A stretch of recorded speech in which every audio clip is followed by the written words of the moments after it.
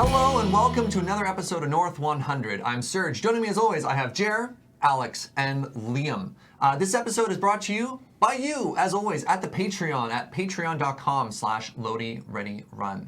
Let's start off today's episode as we always do with the best card you're not playing. Up today is me.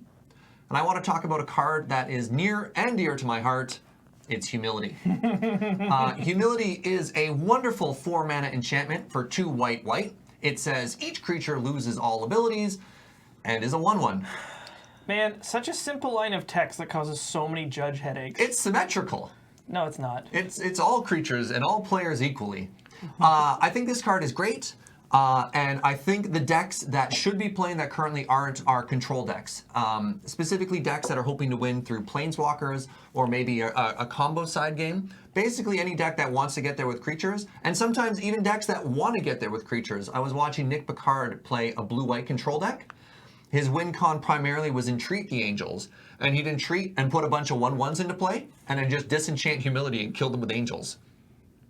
Whoa, Solid. that's Right? next level. This card's also a really good meta call for when there's a lot of creature combo decks, because they'll often have literally no way to answer this, because their answers to artifacts and enchantments will typically be things like Reclamation Sage, Kasali Pride Mage, things like that. So Unrelated, or maybe related, you just reminded me that there's a card I need to put in Big Boros. Is it this? Is it Humility? No, it's Durgar Hedge Mage. Oh, the Hedge Mage is the solid. card's- He's that card's finally got a epic. home! Yeah. Oh, that card's gonna be So for those of you who don't know the Hedge Mage, it's 2 and a red-white hybrid for a 2/2 Dwarf Shaman. When it enters the battlefield, if you control 2 or more mountains, you may destroy an artifact, and if you control 2 or more planes, you can destroy an enchantment. So if you control a plateau and a Sacred Foundry, you do both. Yeah. You ever want a 3-for-1 somebody? Anyway, that's Yeah. a digression. So Humility, amazing card. Also best friends with Moat if you're just trying to go for like a really slow lockout style Come control on, Serge, or you're prison thinking deck. too small. I think you need to think about Power Stone Minefield. yeah. I'm sorry, plus what is power. Power Stone Power Minefield? Stone Minefield is an enchantment. Red, white. Yeah, 2 red, white. Whenever a creature attacks, Power Stone Minefield deals 2 damage to it. Sorry, attacks or blocks. Yeah. This is 4. Why haven't I don't know why you didn't know this card. I'm amazed. How has this not got into every prison deck I've ever made? I don't know. You didn't know this card existed? Some call Humility plus Power Stone Minefield the hard lock. It's a pretty hard lock. Oh, it's beautiful. I didn't pretty realize good. that it nugs on blocks as well. This Yeah. card just might be playable, to be honest. You might not need Humility to play this card. Yeah. I played a game against Pat James once where he was on Hoof, and I assembled Humility plus Jace Architect of Thought. Yeah. And Jace Architect of Thought, if you tick it up, it creates a delayed trigger that whenever you get attacked, every creature that attacks you gets -1/-0 until end of turn. Yeah. So I just got to forever tick up Jace, and he could never damage me. I think I might need all his this one as creatures well. were 1/1s. This card's sweet. All right. So a note before we start today's episode. We kind of very briefly touched on it, but mana drain has changed. So rather than going through the normal process of a massive sweeping points, the council... Why did the council change it outside of this? So to be fair, there were votes on other cards, right? Okay. Or was it just Mana Drain that got No, it voted was on? just Mana It Drain. was just Mana Drain. Yeah. This card got changed because it was highly contentious, but... Mana drain is now 1 point. Mana Drain's Yeah, now it 1 point. was a really close vote. The people who wanted it to go up slightly outnumbered those who didn't. Yeah. It's I been was 1 one point of those before, who didn't. hasn't it? It's been on it's a moved around a 14-point lot. system. Yeah. Yeah. So anyways, for those of you who are curious before or notice that we kind of just slid it into the comments, it is official. Mana drain is now 1 point. Update your deck if you have to. Don't play 11 points and get a game lost. Probably bad. Yeah, and then have to replace it with a basic land. Unless you want to make a statement that mana drain shouldn't be a point. No, we don't condone that behavior. Right. Mostly. So today's theme is a FAQ style episode, frequently asked questions. We've gone through the comments of the past videos, we've checked Twitter, and we've noticed some trends, some questions that a lot of people have asked over and over and over, and we figured now would be a great time to answer them. And something that people have also asked for a lot is more segments. So the format for today's episode is going to be we A a queue, and then we talk about a best card we're not playing. And we're going to do that over and over until we run out of time. We've gotten off to a roaring start with about like 3 cards you're not playing at the beginning. So there's going to be more to come.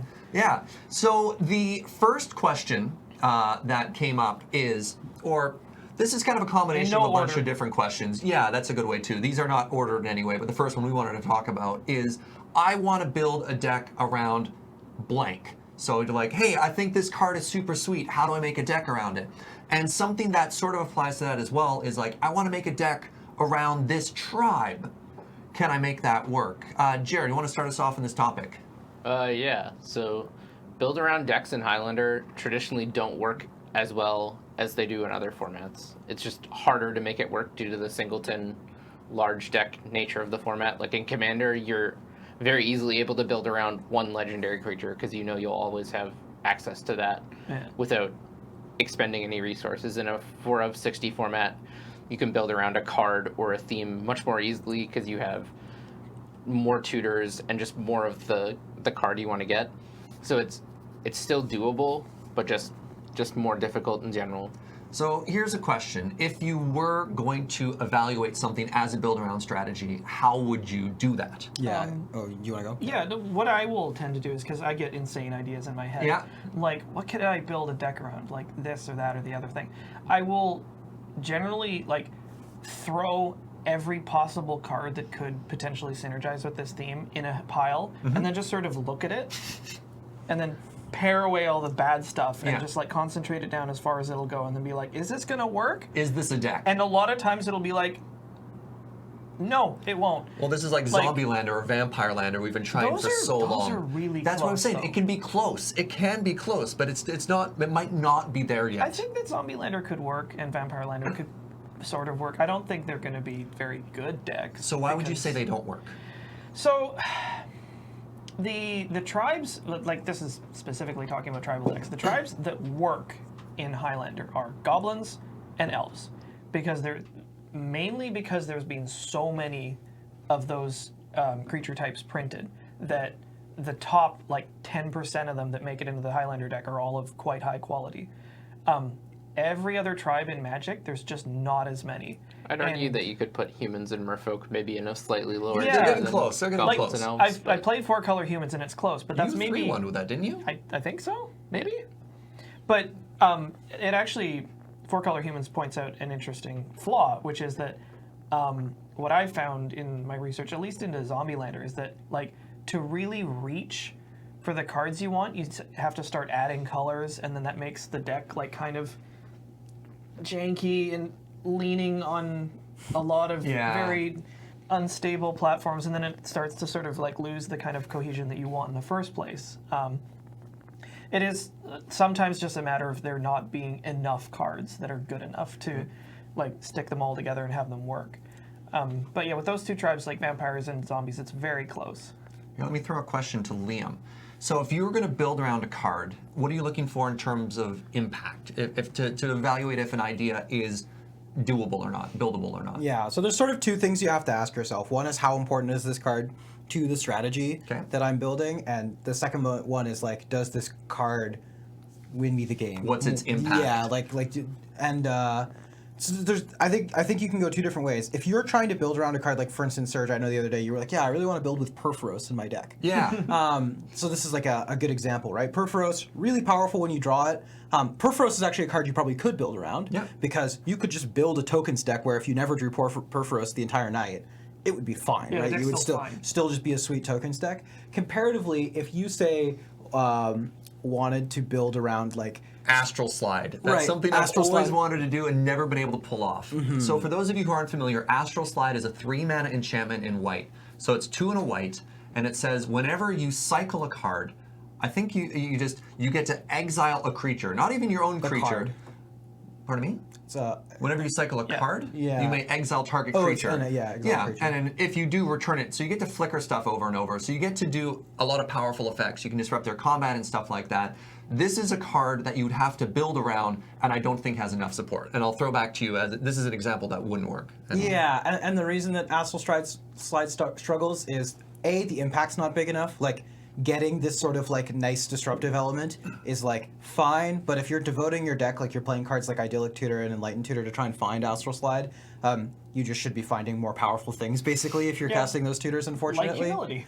Right, Astral Slide just does not have the same kind of knockout power. I will say that since Amonkhet and Hour Devastation brought us like more cycling cards, more cycling payoffs, it's possible that you could now build a cycling deck. Yeah. But the building around Astral Slide is not necessarily powerful enough. But like, you know, you now have cards like Astral Slide, Drakehaven is another payoff. Yeah. Lightning Rift. Lightning Rift's another payoff, and then there's also the Faith of the Devoted. and there's the Sarcophagus as well now, which got printed, which basically is like a draw 10 or whatever if you have cycled cards in your graveyard. Didn't Wheeler get Hypergenesis to work a little better with all the new cycling creatures?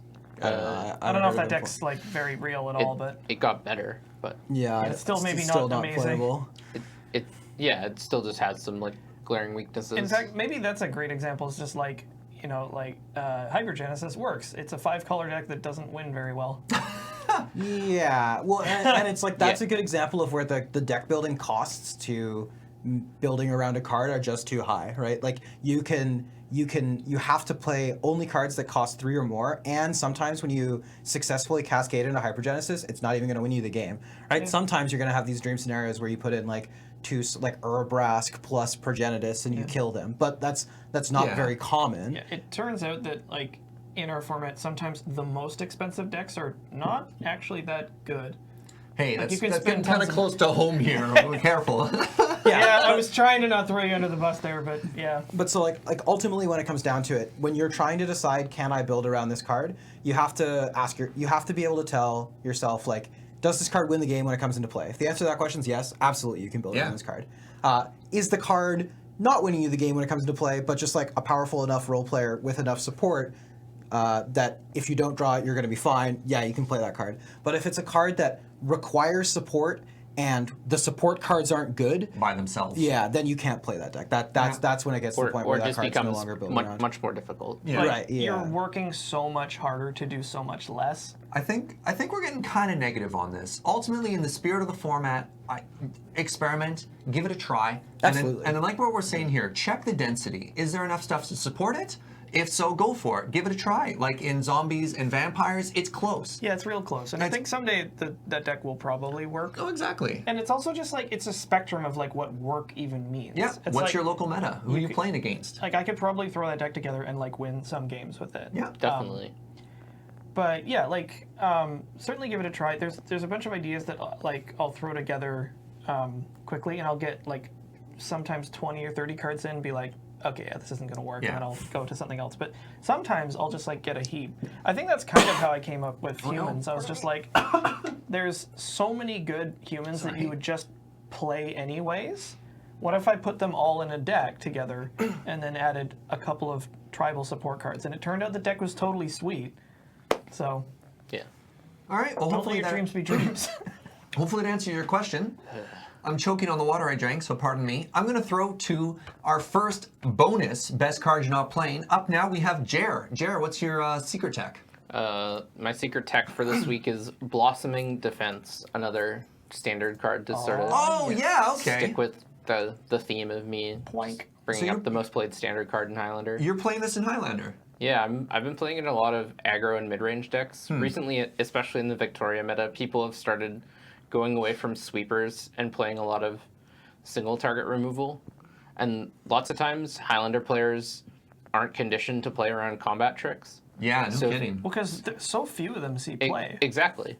So as soon as you start playing a combat trick, it just lets you interact on this access that the players in this format just aren't used to interacting on, so it provides huge blowouts. Like, people in Highlander typically wait till the last minute to cast their instant speed removal. Yeah. Because they've been trained to. Yeah, that's how you get the most value out of your card. And a lot of times in Highlander, you need to eke out the most value from all of your cards in order to win. But there are downsides to that, like giving the green player another draw step to find Blossoming Defense, then attack you, then you go to kill their thing, then you end up taking 2 more damage than if you just did it on their turn. And their thing's alive. Yeah, just for those who are listening, we should probably describe this card. Yeah, It's 1 green instant.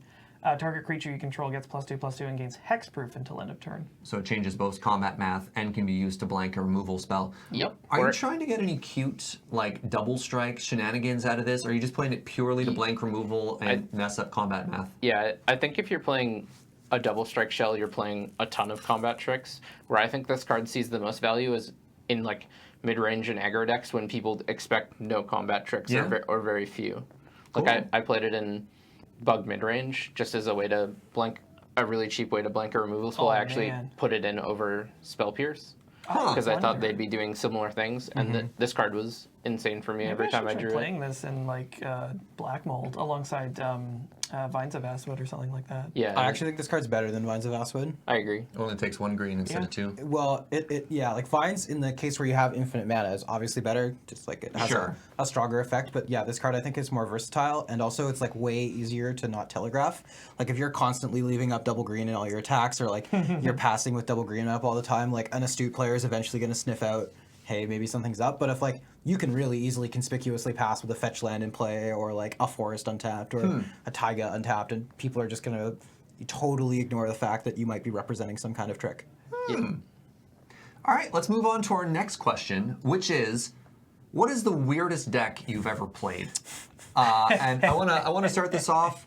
Let's start off with Liam. Or wait, no, Liam's gonna be extra spicy. Let's have Liam go last. Okay. Jared, tell me the weirdest deck you've ever made. So the weirdest deck I've ever played was probably 5-color Heartbeat Storm. Otherwise known as the greatest roller coaster you've ever been on. Yeah, Oh, the, man. the greatest So roller what's the coaster. difference? Why is it 5-color instead of just like a Palancron infinite mana deck? Well, it is a Palancron infinite mana deck. I mean, it is also that, but it's just like Can we The- just call it Mr. Bones' Wild Ride?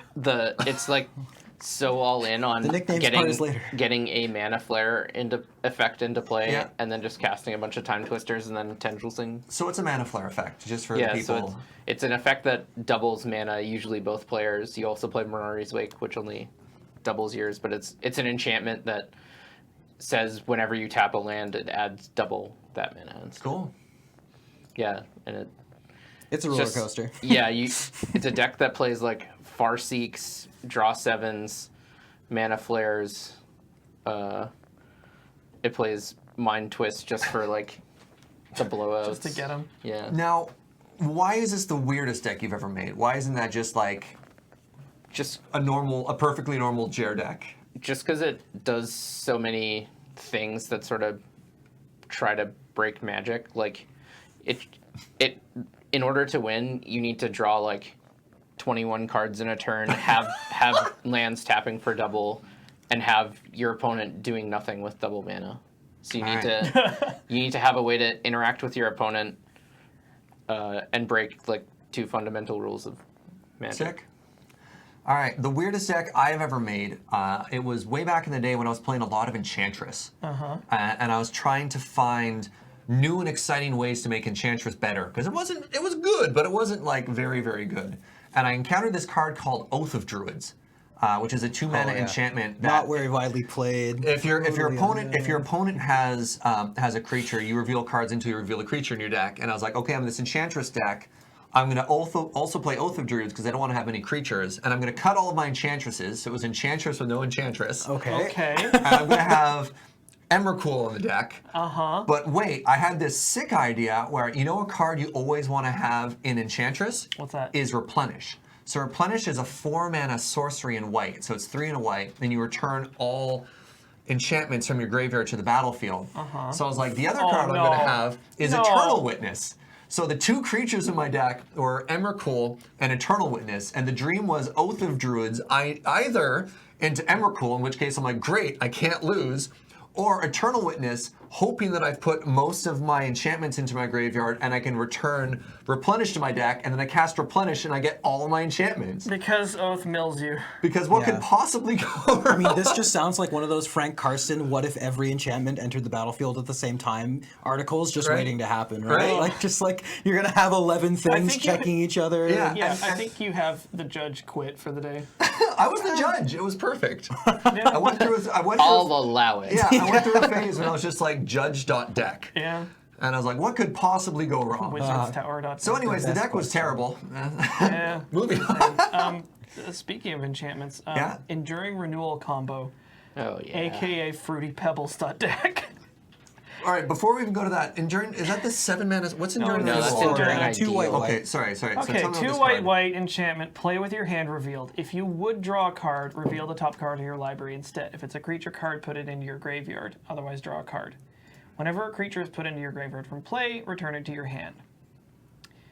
Okay. So, The way this works is you get this in play, and then you get like a Goblin Bombardment, and then a 0-drop creature. Oh! And then you just lethal them. Yeah. I think you actually killed me with this. Possibly? Yeah, this deck was sweet. It was clunky, but it was sweet. Yeah, it's called Fruity Pebbles, I think, because it plays a bunch of 0-drop creatures. Yeah, so you play Ornithopter or Memnite or something like that. Ornithopter, Memnite, all 3 kobolds. Yeah. There's a handful of other ones, like Phyrexian Walker. You played Shield Sphere. You played Academy Rector in this deck.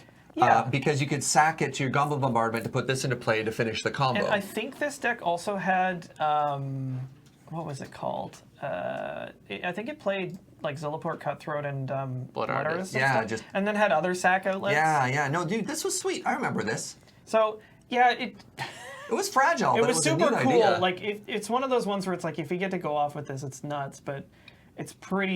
You Otherwise- play a lot of really atrocious cards. Like sub-tier aristocrats. Yeah, like there's only one copy of Enduring Renewal. You have to really bend over backwards to find it, and then you have to have this specific card, and then like some kind of sack outlet that's gonna win the game, and then like the easiest part I think was getting the 0-drop creatures because there were so many of them. Yeah. There's actually a decent number of redundancies But then there, you're playing a bunch of those in a deck. you have to have all 3 together at the same time, and you can also play cards like Burning Tree Emissary and Priest of Urabrask. Yeah, ones that replace their own mana. Cool. Yeah. So I love how this card had to be templated so that you they obviously wanted to make it so that you couldn't draw any more creatures once you played it. Yeah. So the part where you have to play with your hand revealed is actually just like so that you couldn't cheat. It's just like the play with your hand revealed part is just so that you like when you reveal every card, they know you don't have a creature in play or you're not drawing a creature. I don't know. It's like so interesting. It was like as like old Magic card designs. yeah, so I mean, I think I put this deck together and I may have played like a couple games and then I was like, oh yeah, this is just not ever going to be consistent. I'll also point out this card's legal in Modern in case anyone feels like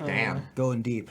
Yeah. I mean, the kobolds aren't legal in Modern, but You don't need kobolds. There's a Memnite. There's an Ornithopter. Phyrexian Walkers from Visions? Is it Well, Visions? you could- Walking Ballista. No, you Walking Ballista can't no. Batista. State base will kill that one. You won't be able to sack it. If you can have a loop Blood it. Artist in play, if you it have does Blood work. Artist. Yeah, okay. Yeah. Jared's like, I get it. Thanks, Serge. Just gotta go home and build this deck. All right, Liam, let's hear it. What's the wackiest deck in your mind that you've ever played? Yeah, fair enough. There's people probably have different answers. So this question was really hard for me to answer because there's a lot of pretty wacky decks that I've played. But the one I'm gonna go with is the one I played when I moved away from Victoria the last tournament I played, or the second last tournament I played. I was like, okay, I want to play a deck that like really I've been wanting to play, but I was worried it was too bad. But now that I know I'm not going to be here anymore, there's no stakes anymore. Exactly.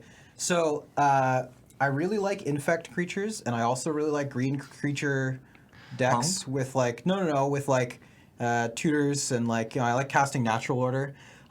So I built the old Rug Natural Order for Progenitus Blazing Shoal Infect deck. And so here's the theory, right? Progenitus is the best split card in the world because it's a great target for Natural Order. You win the game if you get it, but if you ever draw it, you then just cast your Mystical Tutor to tutor up the Blazing Shoal, and you kill them with Blazing Shoal. That's so spicy. And then, so of course, Blazing Shoal like pretty good on normal creatures, but even better on infect creatures. So we didn't play that many. We only played the best ones. We played Inkmoth Nexus, Blighted Agent, and Glistener Elf. Is the only three. Played 3 infect. Yeah, creatures. 3 infect creatures. Look, it was fine. We had a survival of the fittest to find them. I had anger in this deck as well, so that they would have I have haste. the anger right now. Let me just explain quickly what this interaction is. Sorry, The yes. card Blazing Shoal is X red instant arcane. You may remove a red card with converted mana cost X in your hand from the game rather than pay for its cost. Target creature gets +X/+O until end of turn. So the combo with this is like you exile Progenitus, which gives +10 is a +0. red card that gives it X is 10. So it's a free +10/+0 pump spell. Yep. So on an infect creature, it just lethals them. Yep. Those 11 poison. And so you might be wondering, Liam, did you win any games with this deck? Did you? Yes, absolutely. I Win killed. Blazing Shoal? Yes. Pitching Progenitus? Yes. You lived the dream in its entirety. That's really hot. It was pretty good, yeah. I had to draw all my points to do it. Every single pointed card in my deck. You can play Summoner's Pact in this deck. You can. That's true. Well, I It's didn't. so bad, but you could do it. I didn't. I played you, played like, Natural Orders. Summoners Pacting for Glistener Elf? No, you're No, Summoner's Summoner's Pacting Pact for Progenitus. Progenitus Pitch to Blazing Shoal. But I did that. I played Natural Order, which was 5, or I think it was Whatever 4 it was at the time. Yeah, it was a 7-point system. But yeah, I played like Mystical Tutor, Natural Order, Survival of the Fittest. It's a great point spread. Really good deck. I'm really glad I saved you for the end there. Yeah, so I think I might have even 3-1'd with this deck because I also had like Splinter Twin in my deck and like some good cards, but we just also like had some Blazing Shoals and some Infect creatures just for fun. Well, I'm going to throw back to you because next up we have our next best card you're not playing, and up for that is you. Great, perfect. So yeah, this card's pretty sweet. It's called Mask of Memory. So this is a 2-mana artifact. What? That's an equipment. When equipped, so it costs 2 to play and then 1 to equip. And when the equipped creature deals combat damage to a player, you may draw 2 cards. If you do, discard a card. Yeah, so this is... It's like if you hit somebody, draw 1, loot 1. How have I never heard of this card? It makes your creature into like a better Ophidian. So the Should I kind... be playing this in Workshop Weenie? Probably, yeah. Probably. Because that... It's great in your deck. Why didn't anybody tell me? We did, just now. But so the reason this card's good is I think in particular in aggro decks, a lot of the problems they run into is when you flood, you don't have a lot of stuff to do with your extra lands, and this card's really good for dealing with that. The one issue is that the equipment slot is like very competitive. Yeah, like you're cutting. Well, you're not cutting anything, but it's just like this is trying to muscle in on like Grafted Warrior, GTA, Skull Clamp. Yeah, I think exactly. the closest card when I think of this card is the Smuggler's Copter, which also often fits into a equipment slot. But so this card's particularly good. The place I first saw it was in a German Flying Man deck. Oh yeah! A mono blue deck from German Lander, and which subsequently had been ported to Canadian Highlander, which looked pretty good. I played it when I was streaming Highlander for a while. I played the Flying Man deck, and this card was insane every time I drew it. It was really good. Yeah, I think this card's really good. I'm playing Mono Red Death and Taxes right now, and I kind of want to put it into that deck. Local brewer extraordinaire Chris Ireland has been playing this card for years. Yeah. He also plays a lot of good Flying Man decks, and he'll sometimes splash green for Curiosity. Or blue. Or not Curiosity. Sorry, splash red or black. Or white. He has them all. Yeah. Flying Man. So amazing. He shipped me his non-foil Ink Fathom Witch when he got a foil one.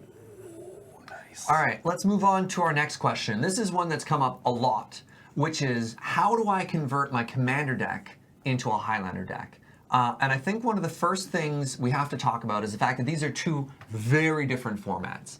The fact that the deck building restriction, you don't always have a Commander in hand, so for consistency it's not there, and the life total difference, just to start it off. And then the last comparison is what kind of Commander are you playing? Are you playing multiplayer Commander, or are you playing competitive one-on-one Commander? Because one of those is closer than the other. Yeah, like 1v1 Commander is about as close to our format as like EDH can get. Yeah.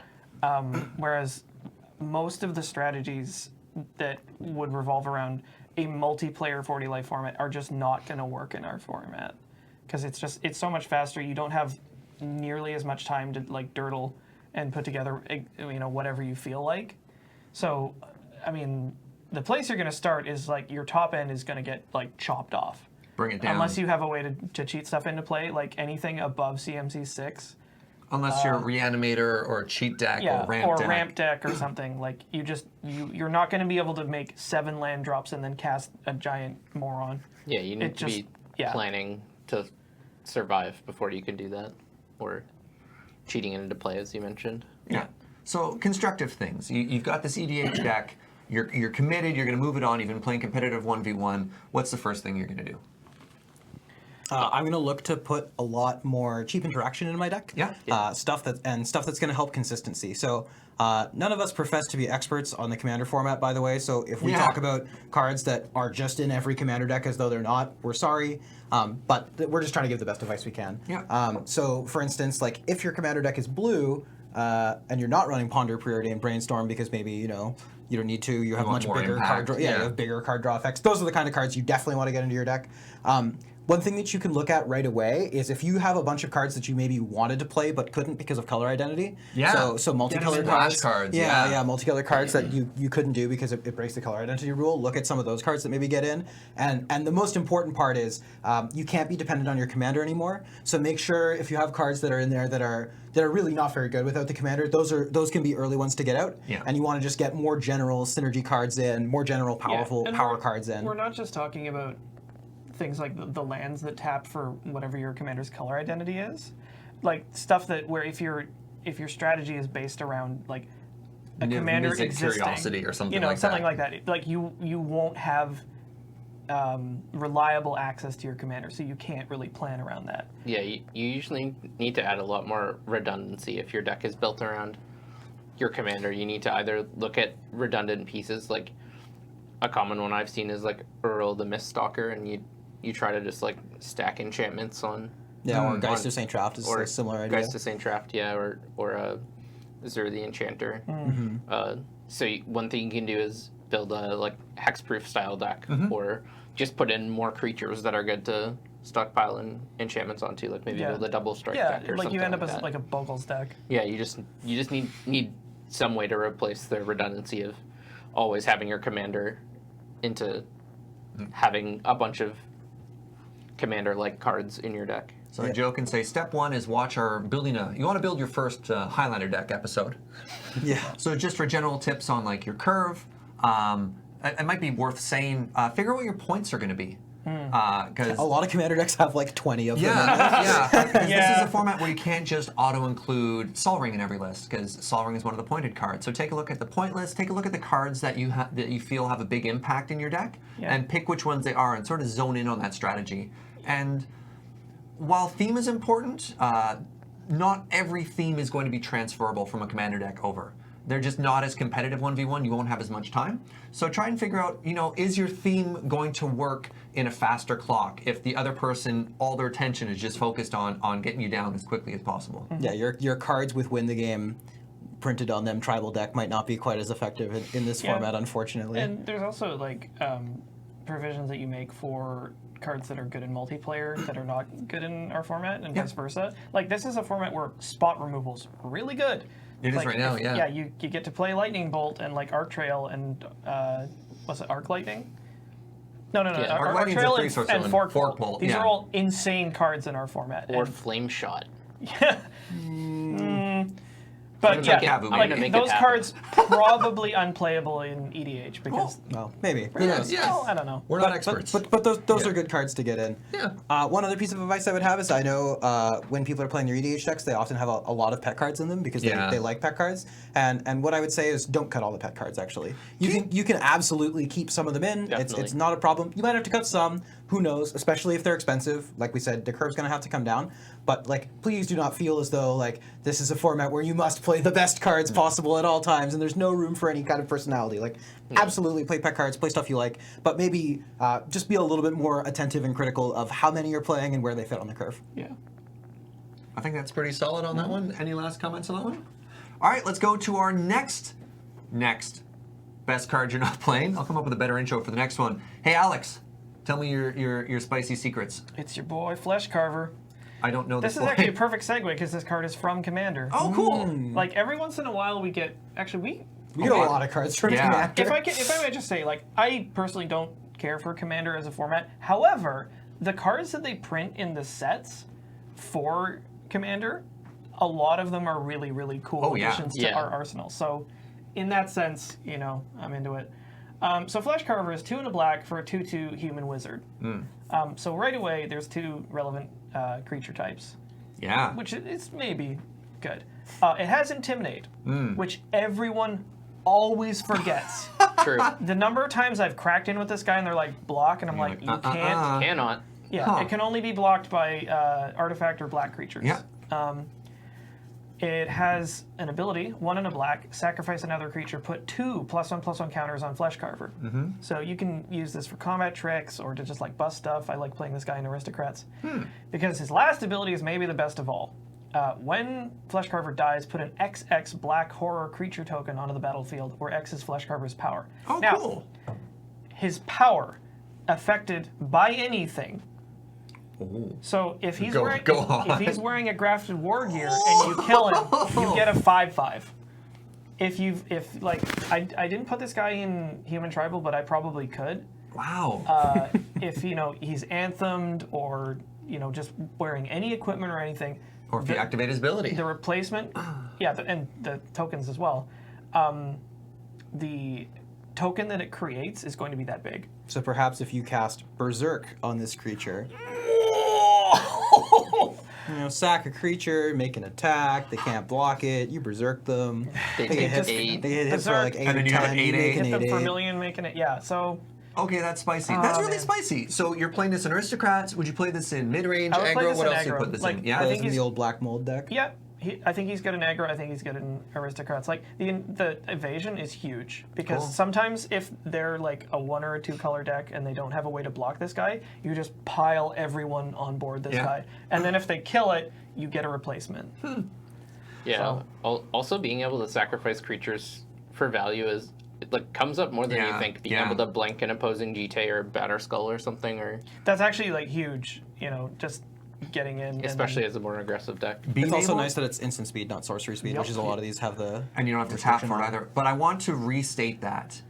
Being able to interact with GT and Batterskull are so huge in Eternal formats. Yeah. Any way you can do to keep them off GT counters, or if you're an aggressive deck, to be able to blank the life gain off a Batterskull, is those lines are the difference between victory and defeat. To clarify that, what we're talking about is like, if they have, if you're in aggro and you've beaten them down to almost dead and they play a Worm Coil, Yep. that's really bad news. But Yep.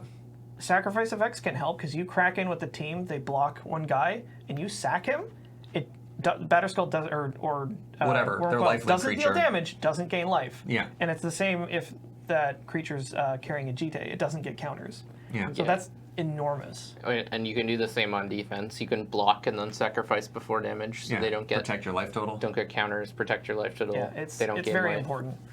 And like being able to sacrifice creatures is actually quite powerful. Careful with cards with trample with this effect, though. That's If it not has good. trample and you get rid of the creature, they're still going to hit you. Yeah. Yeah. All right, let's go to our last question. And this comes up a bunch, which is, hey, you North 100 folk, you mentioned a lot of really weird deck names, just like really bizarre things that don't make any sense. And so we've gone through and we've put together a list of some local terms for deck names, and we're going to go through and talk about what the list is and maybe where we got the nickname, if we even have any idea.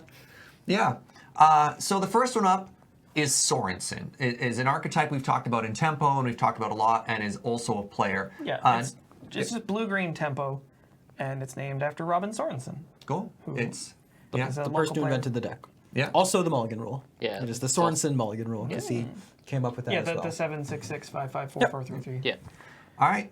So hopefully that clarifies that. It's an archetype and a human and a mulligan, all wrapped up in the Sorensen. Nice and clear And a now. very good player. And a really good with player. a really bad deck box. The next deck we have is Cradle Hoof, aka Hoof, aka Cradle to the Grave. Liam, you want to tell me about this deck? Yeah, sure. This is just the mono green combo deck. It's not strictly elves. It's got a lot of elves in it, but it's just the sort of like the Natural Order, Primeval Titan, Crater Hoof deck. So what are Crater Hoof and Gaia's Cradle. Yeah. Which is where the name comes Cradle from. Hoof. Yeah. But yeah, this is just like a big green fast mana deck. Whenever I talk about it and I don't want to use this name, I just call it mono green combo, even though it oftentimes has more colors in it than green. But yeah, it's basically just a big mana deck, a lot of green stuff. Yeah. A little bit of red sometimes. Yep, some red, some black. Some white. Next Some up, blue. we have Sandra Bullock, Oh yeah, this is just Pattern aka Rector. Always a Bridesmaid, aka Pattern Rector. Jer? Yeah, so this is a deck. It's called Sandra Bullock colloquially for a time because it lost in the finals a lot, mostly in the hands of Ben Wheeler and Spencer Sackland. Otherwise, it's known as Pattern Rector because it uses Academy Rector to go find Pattern of Rebirth to put on a creature, and that's the primary way the deck uses to win.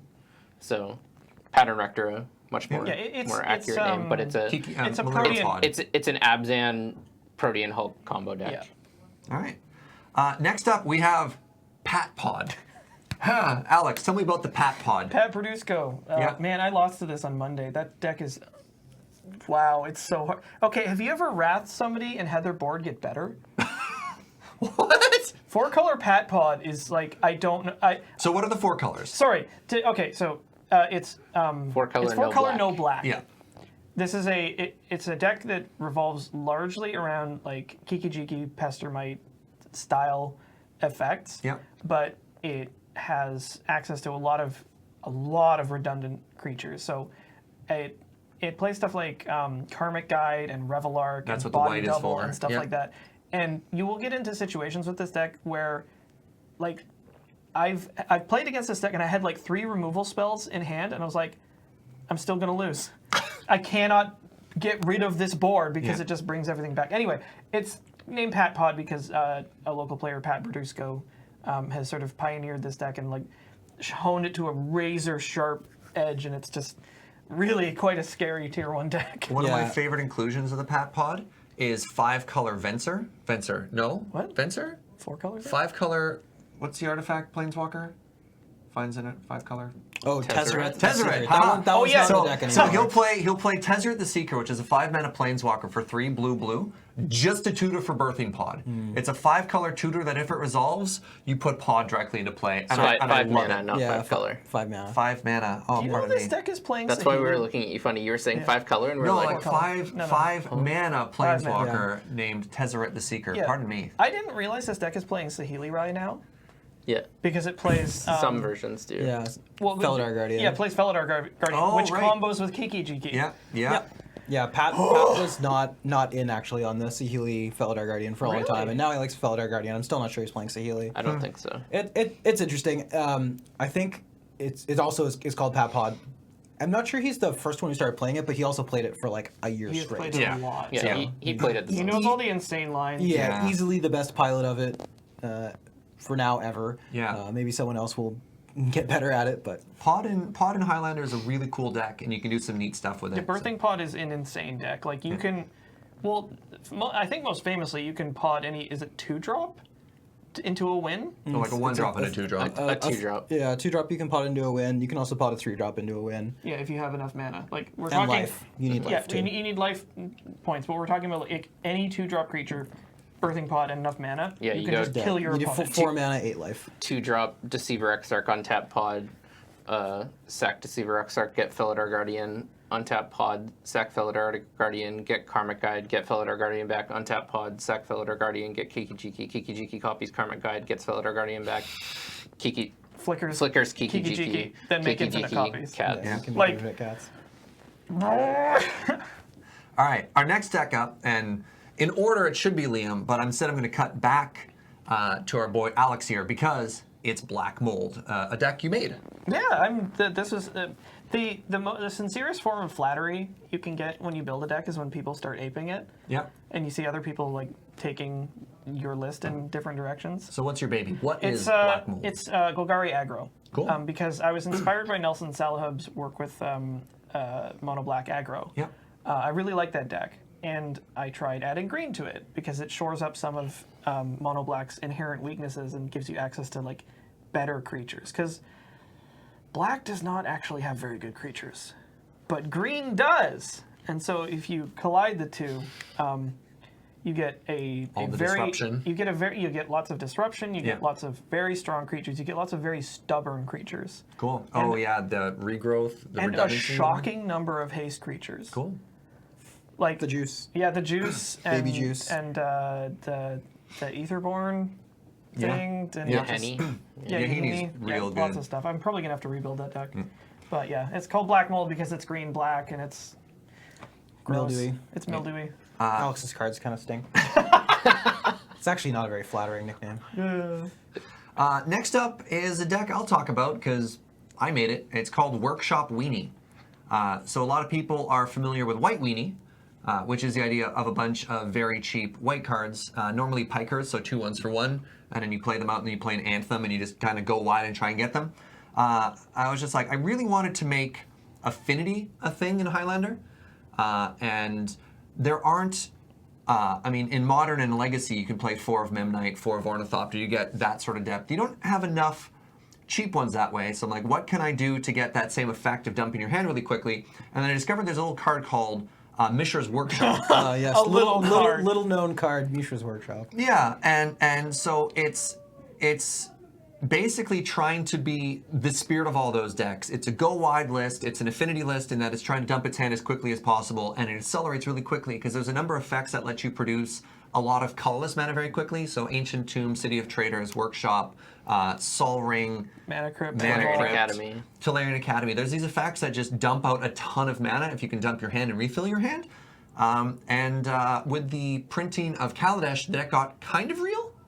And It's close. yeah, some other people started playing it too. Matthew Greer has been trying it and putting up some decent numbers. Workshop Weenie and also like BattleBots, which is Oh, a little different. Yeah, I guess we should talk about BattleBots too. BattleBots is the same idea, except instead of playing Memnite, you just play every Juggernaut. Yeah, so I your guess goal it's more like a mid-range version. Yeah. kind of. It's weird because its goal is you mulligan until you can play a 4-drop on turn 1. Like Spicy. that is what that deck does. If you're not playing either a 4-drop on turn 1 or a 5-drop on turn 2, you lose the game. And the worst part about that deck is you often play a 5-drop on turn 2, and they have like Swords to Plowshare, and then your hand is empty, and you're like, well, game 2. Womp womp. So that deck is higher blow up potential, but not as I consistent. guess it's like when you get them, you really get them, but when you get got, you really get got. It feels bad. It's a very high variance deck. Well. All right, moving on. I don't even know if I've heard this deck, but we've talked about it. It's I have. Curb Your Enthusiasm. Can you tell me about this deck, Jer? Yeah, I played it at the Grand Prix side event in Vancouver What last is year. it? It's blue-green time walks. Oh, right. Oh, So my God. Yeah. You ramp with Everything. everything, yeah, mana dorks, the enchant lands that make your lands Like tap for 1 wild mana, growth? like overgrowth. Yeah. And also like Farseeks and Nature's Lures and stuff like that. And then you just try to set up a loop with Time Walks. It has a loop with Mystical Tutors, Seasons Past, and Time Walk. Right. So you can, for 9 mana every turn, you just... Only 9 mana every turn.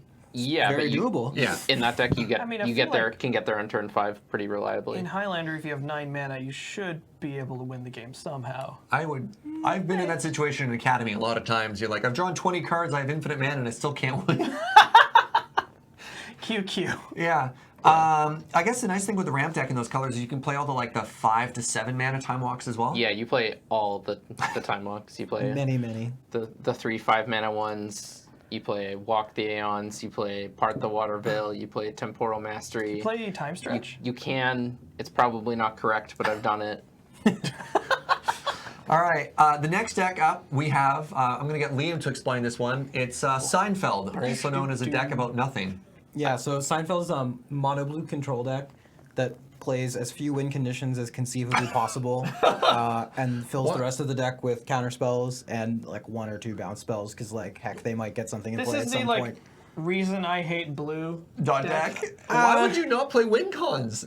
For fun. They just get in the way. I don't know. So the basic theory is you play this deck in a metagame where people aren't going very fast because this deck it can't actually not beat a 1-drop, but it basically can't beat a 1-drop. Like you stick Goblin Guy and it's like game 2. Oh, that card just kills you. This can't beat Raging Goblin, let alone Goblin Guy. We're not kidding. Yeah, it sounds like we're exaggerating, and we really aren't.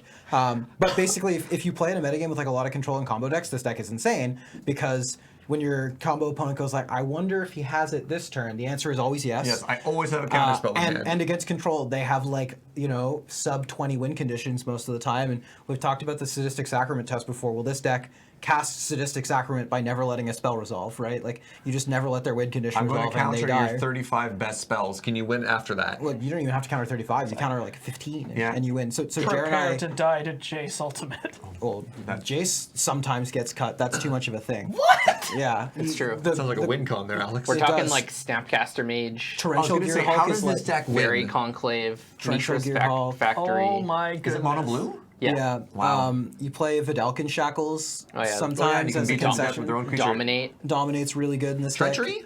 No. You can, but you don't have can. to. It's pretty good. It's I don't know. I it's a liked it. blowout if you get, because they often have a lot of removal spells stuck in Yeah, your that's hand. true. If they removal spell the thing you're trying to treachery, then they get to untap and cast something, and then you're okay. dead. Yeah. Yeah, okay. I won a tournament with this deck earlier this year. Oh my Dang. goodness. Yeah. All right, and Alex, the last deck we have up is 4-color blood? This is kind of something we got from the German scene. It's 4-color, basically 4-color good stuff, no blue. Where does the word blood come from? Bloodbraid Elf. Yeah, that's the going theory, or that blood is red.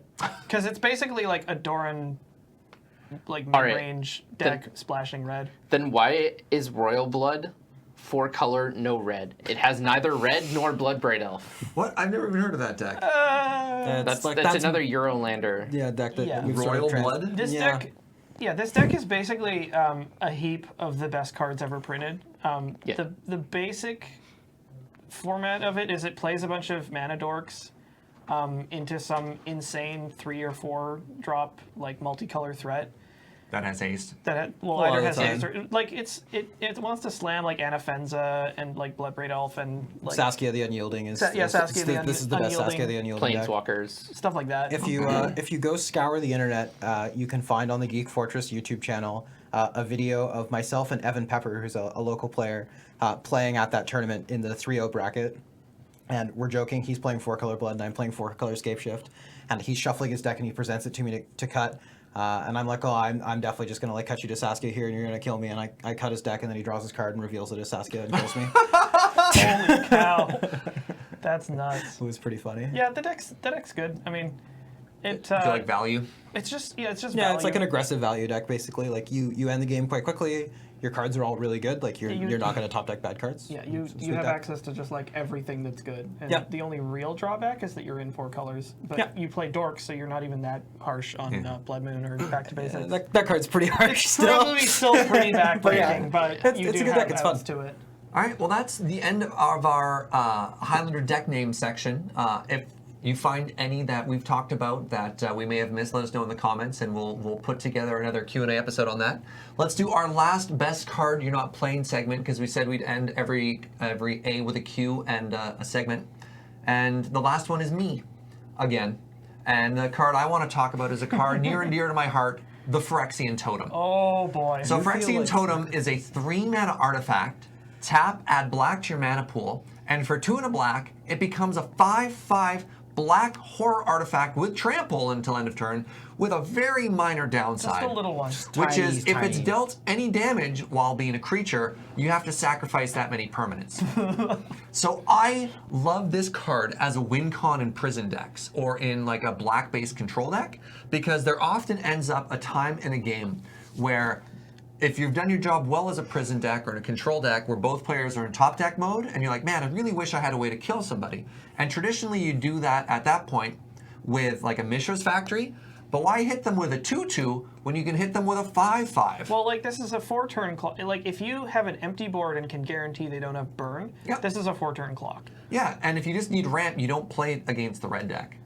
And I told Jared that I was going to make this card my best card you're not playing. Jared's like, you're an idiot. Like, I didn't call you an idiot. I said the card was not good. Have you ever had this card Harvest Pyred?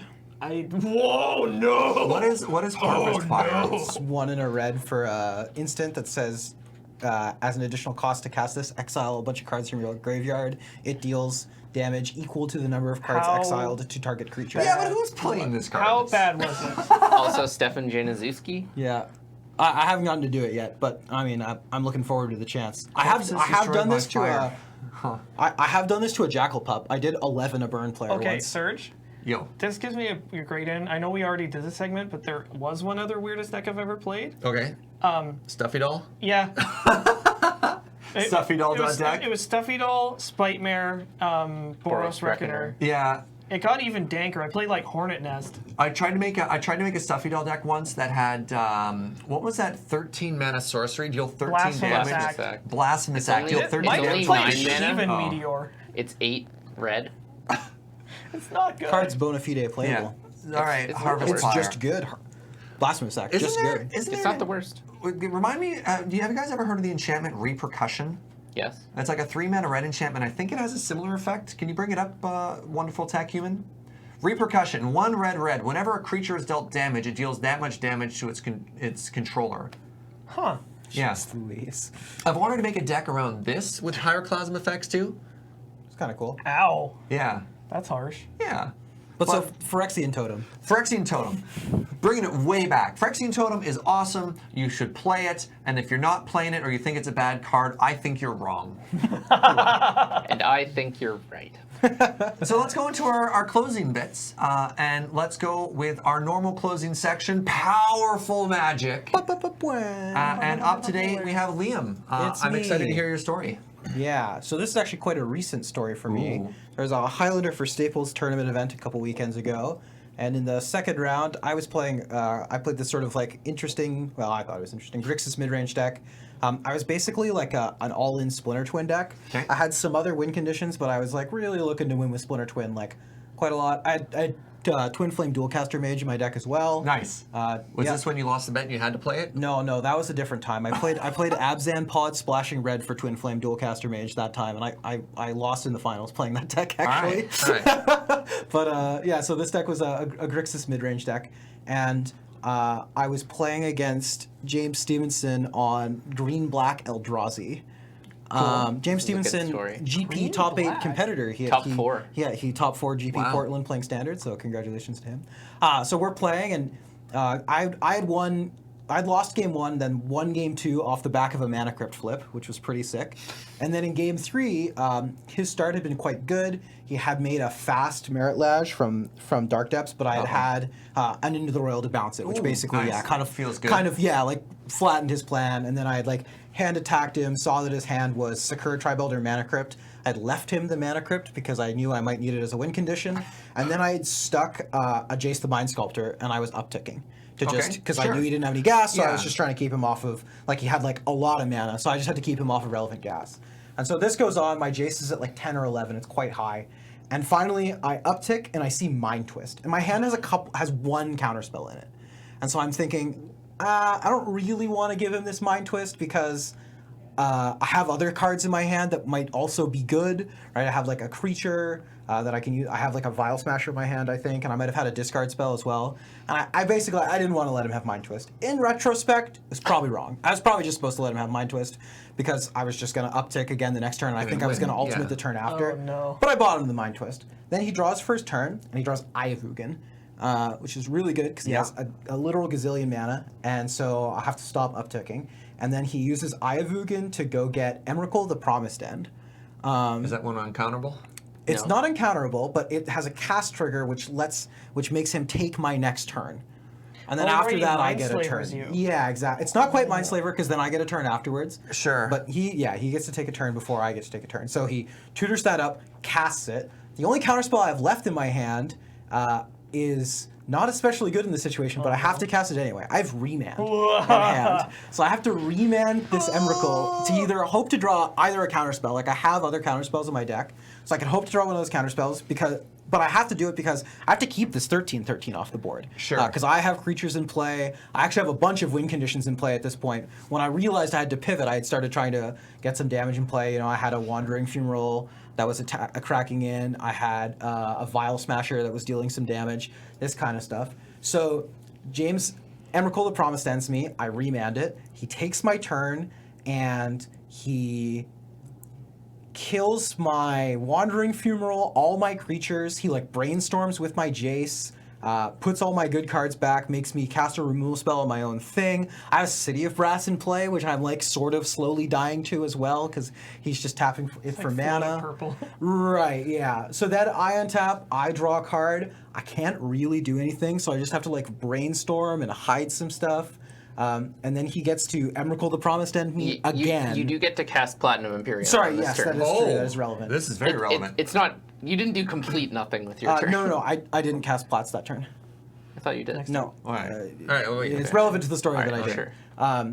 I floated it on top because it was bad. Right. So I don't really do anything. He untaps. He takes my turn again, and on this turn he like looks at my hand. My hand doesn't really do very much. He knows at least one of the cards on top of my deck because he put it there with Brainstorm. So he brainstorms with Jace again, and he draws like blank, and then the third card he draws is Kess Dissident Mage. And my graveyard is just like stacked full of things because this has been a long game. So Kess is one Grixis, one black, one generic, and then black, blue, red. For a 3/4 flyer that says on your turn, you may cast a spell from your graveyard, basically. Instant or sorcery, yeah. Yeah, and so he gets to like cast Kess, cast a Twin Flame out of my graveyard to make me sacrifice the Kess, cast another spell out of my graveyard with the new instance of Kess, and at the end of the day, I'm at 1. And then I untap and play a Platinum Empyrean, and I get to like not die basically because I can't kill the Emrakul, the Promised End, but he can't kill me because I have the Platinum Empyrean in play. And then 2 turns later, I managed to remove the Emrakul and kill him in turns. Or sorry, no, it wasn't even that I burned him. I had a burn spell or something that I killed him with in turns. Good gravy. Yeah, it was a pretty crazy game. It was a crazy game to watch. Well, thank you for the story. Thanks. Anyways, that's our episode for today. So definitely keep the questions coming. We're taking a look at them, and we got to a point where we're like, yeah, there's a lot of really good questions here, and we want to take some time and thank you for watching and letting us know what your concerns are and what your questions are, because we love the format and we want you to know that we like you. Yeah. Yeah. We read all the comments as always. So yeah, you can address them specifically. No, no. Yeah. So thank you very much. This episode is brought to you with your support over at the Patreon at patreon.com/LoadingReadyRun. I also want to remind you that we have a specific Highlander channel in Loading Ready Run Discord, so hop in and come check that out if you're looking for people to play with, or if you just want to like chat about the format, because we think it's kind of sweet. I want to thank everybody for being on the show today, because I think you're all pretty awesome. And thanks for watching, and we'll see you next time. Cheers. Bye. Later.